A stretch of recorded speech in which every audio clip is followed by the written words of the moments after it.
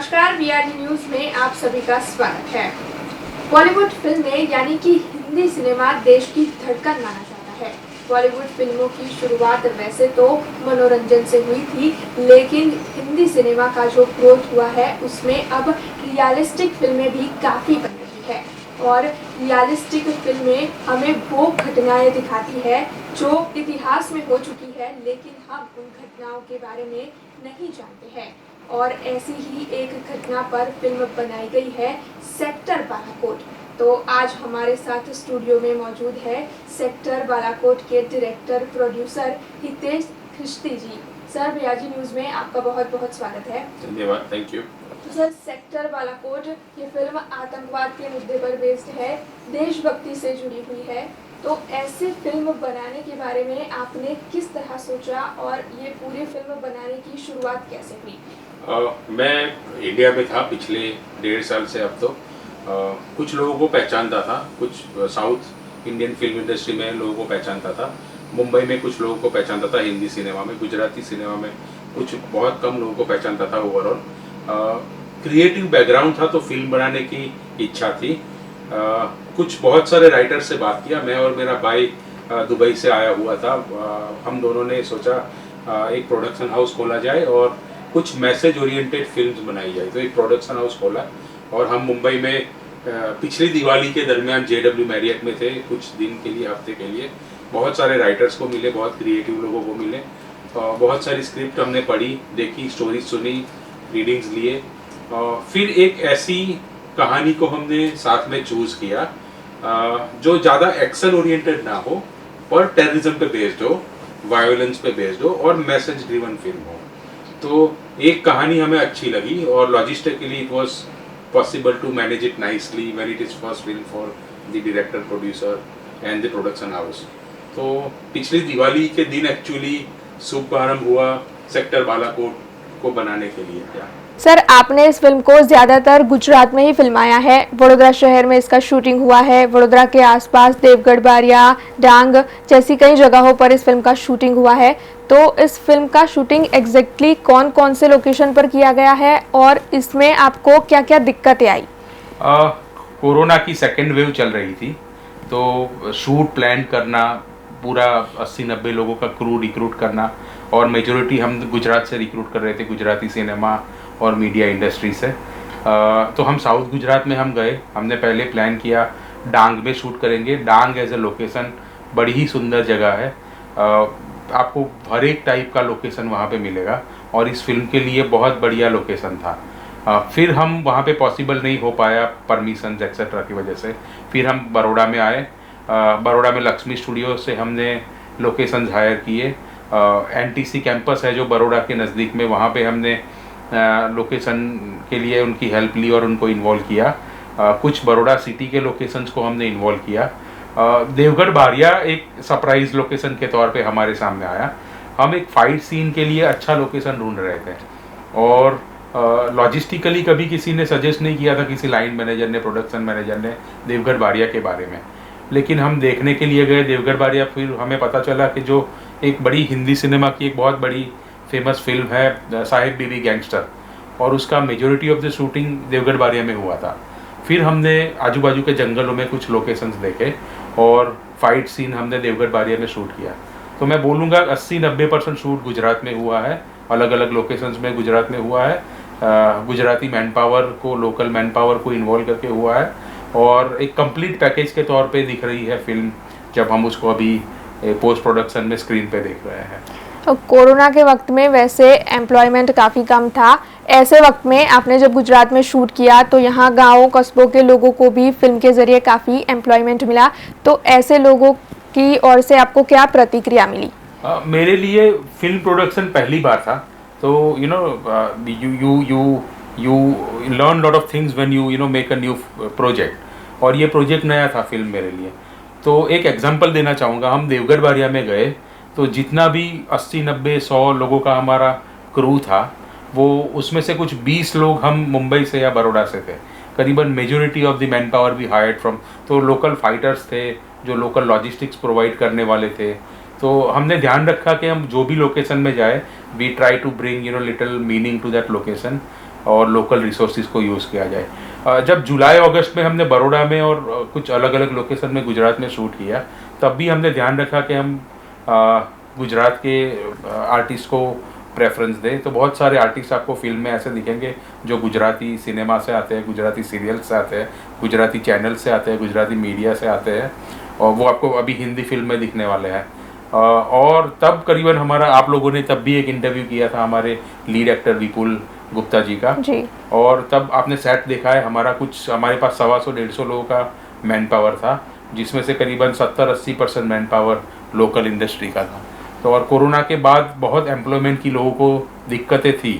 तो हम तो काम कर रहे थे, we could not realize that we are doing this, but जब काम करने के बाद when we started getting feedback from the people who are involved in cast and crew, तब पता चला कि the amount of employment opportunities this film can generate soon after the second wave was like, the impact was very nice. Yeah.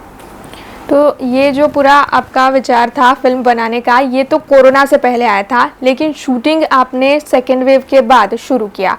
तो क्या दिक्कतें आपको हुई इस फिल्म को फिल्माते हुए जो आपने पहले सोची ही नहीं होगी कि ऐसा भी हो सकता है? हमें कुछ सीन गोवा में शूट करने थे, तो हमने सब कुछ प्लान कर लिया था, and then it went fail because all of a sudden there was a lockdown in Goa. हम बलवान वैली में गए, जो डलहौसी से 5 घंटे 6 घंटे हमें आगे जाना पड़ा, कुछ aerial shots, drone shots etcetera लेने के लिए, कुछ और लोकेशन की रेकी करने के लिए, और I got infected and I was serious and then hospitalize. तो ये भी एक बड़ी दिक्कत रही। कुछ और लोकेशंस में हमने शूट प्लान किए थे, गुजरात में ही किए थे, लेकिन परमिशन की वजह से, और तब बड़ा सेकेंड वेव बड़ा स्कैरी था, तो गवर्नमेंट की परमिशन लेनी, लोकल अथॉरिटीज़ की परमिशन लेनी, it was a lengthy process. तो managing your project when such a natural calamity is going on was actually a difficult task. बिल्कुल। Yeah. और आपके लिए ये पहली फिल्म थी, ये एक्सपीरियंस पहला था, उसमें भी इतनी बड़ी दिक्कत के बावजूद भी आपने शूट किया, इतना सब कुछ मैनेज किया, तो आपको भी डायरेक्टर प्रोड्यूसर के अलावा भी और कई तरीके के एक्सपीरियंसेस इस फिल्म के दौरान हुए, जो आगे अगर आप किसी भी फिल्म को शूट कर रहे होंगे तो मेरे ख्याल से आपको काफ़ी काम में आएंगे। I come from a business background, in last couple of years. So we employ like 100-150 people in Malaysia, in Papua New Guinea, in Australia, in Philippines, etc. So like managing manpower, like we were experienced. Now this was a different kind of project where you manage manpower. Like you have a very high profile actor with a different, lifestyle, and you have a lightman and cameraman with a very different lifestyle. So you are managing a very high profile person and a very humble person. So managing manpower we were experienced, but managing variety of manpower in a film project was a new learning for us. Yeah. तो आपने भी काफ़ी कुछ सीखा है इस filming के दौरान। इनफैक्ट मैं बहुत लकी रहा। मैं विपुल गुप्ता जी को हमेशा बोलते रहता हूँ कि मैं like I am a very organised person because of my finance business background, but Vipul Gupta ji को उससे मैंने डिसिप्लिन बहुत सीखा है। कल परसों ही मैं उनसे बात कर रहा था और मैंने बताया, Vipul, I learn lot of discipline from you. English में एक स्टेटमेंट है which I generally share with my colleagues, you may be a gem of a talent but 90% of it is a discipline. And Vipul, Ashmit and couple of other actors like they followed it very well. और जब leaders और high profile crew cast members set पे बड़ा discipline रहते हैं, time follow करते हैं, और specially in the time of very difficult second wave of corona, तब दूसरे मेंबर भी बड़ा कोऑपरेट करते। तो मैं बड़ा लकी रहा कि मुझे बहुत अच्छे कलीग्स मिले, एक्चुअली बहुत अच्छे एक्टर्स मिले। I did not had to like manage them, they were very well organized. Vadodara शहर के साथ आप पहले से ही जुड़े हुए हैं, तो वडोदरा शहर के साथ जब आप फिर से जुड़े शूटिंग के लिए, तब आपकी कौन सी यादें हैं जो शहर से जुड़ी हुई जो ताज़ा हो गई? मैं बहुत लोगों को पान खिलाने ले गया, पारस पान में अलकापुरी। मैं बहुत लोगों को अच्छी रेस्टोरेंट में ले गया जो मेरी पुरानी रेस्टोरेंट्स है। तो बहुत सारे मुंबई वालों को बड़ौदा के बारे में पता चला, मुंबई फिल्म इंडस्ट्री को बड़ौदा के बारे में पता चला। बहुत सारे crew members while we were shooting in Baroda, they were telling me that Baroda is a very organized, very nice city, compared to very traffic and like congested city. Maybe it is Bombay or Bangalore or Delhi. They were referring to, I don't know. But उन सबको बड़ौदा बड़ा पसंद आया.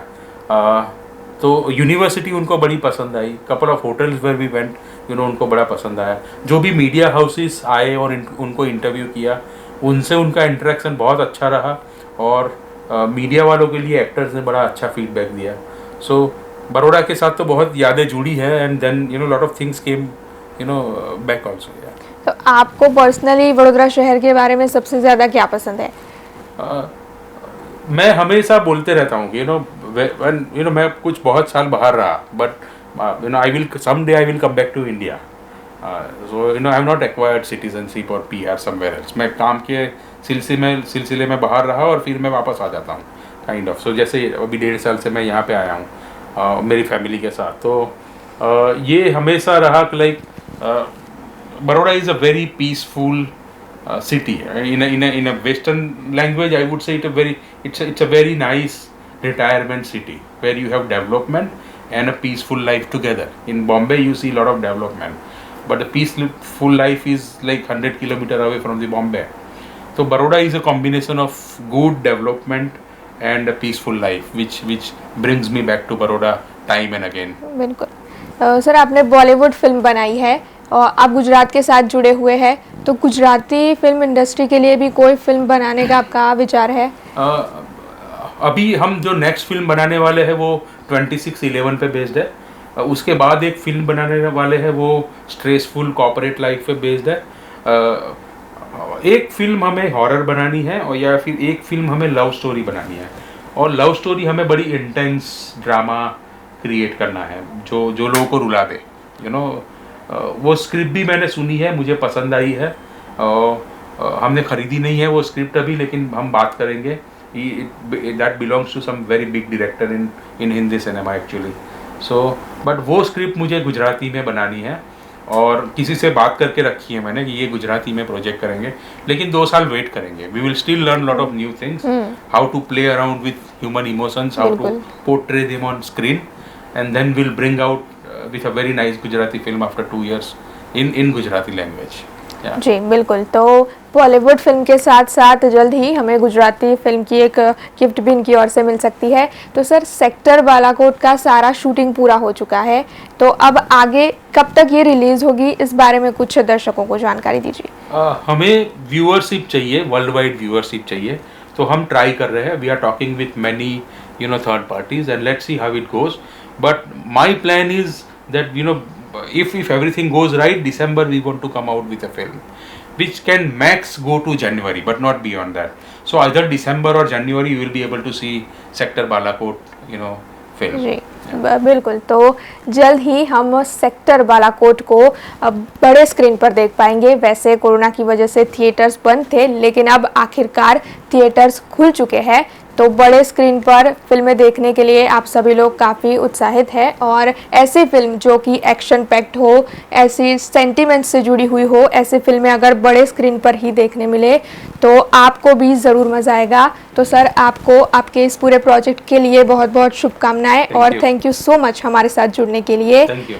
तो sector Balakot जल्द ही release होंगी और जब भी ये रिलीज़ होगी आपको पता चल ही जाएगा. तो ऐसे ही कुछ लोग और उनसे जुड़े किस्से लेकर हम फिर लौटेंगे. आप देखते रहे BRG न्यूज़. धन्यवाद.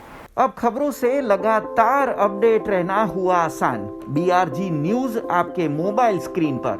आज ही BRG न्यूज़ की mobile app Google play store और ऐप स्टोर से डाउनलोड करें और खबरों से लगातार जुड़े रहें.